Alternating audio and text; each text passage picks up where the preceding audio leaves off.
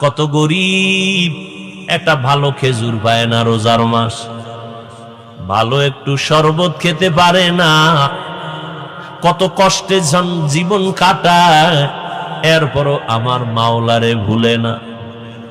মাওলার কাছে কান্না করে, হে মালিক, আমার সন্তানের সামনে তুমি লজ্জা দিও না রে আল্লাহ।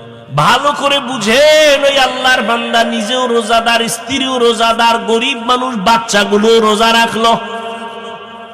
সারাদিন রোজা রাখার পর বিকেল বেলা পেরেশান হয়ে গেল, আমার বাচ্চাগুলোর ইফতারির কোনো আয়োজন নাই।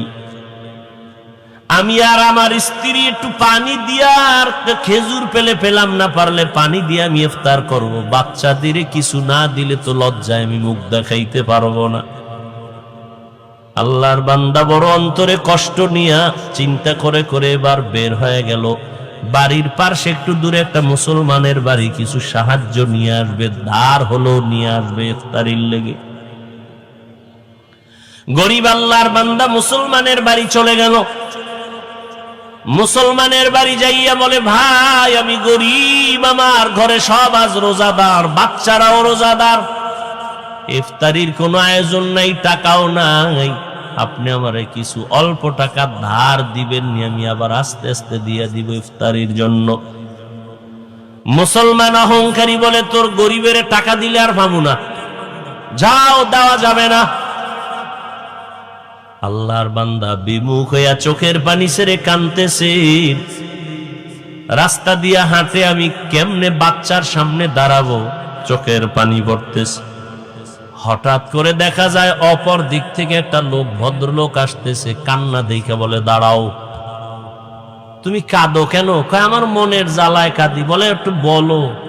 লোকটা বিধর্মী, গরিব মুসলমান। বলে, তুমি বিধর্মী, তোমাকে বলে লাভ কি? বিধর্মী বলে, বলো। বলে, এই হালাত, আমার বাচ্চাদের ইফতারির আয়োজন নাই, মুসলমানের কাছে গেলাম, টাকা দিল না, কেমনে আমি ইফতারি করব? বিধর্মী লোকটা বলে, মনে কিছু যদি না নাও, আমি তোমাকে ইফতারির জন্য কিছু টাকা দিই, আমার আর ফেরত দেওয়া লাগবে না, নিয়ে যাও। টাকা নিয়ে গেল।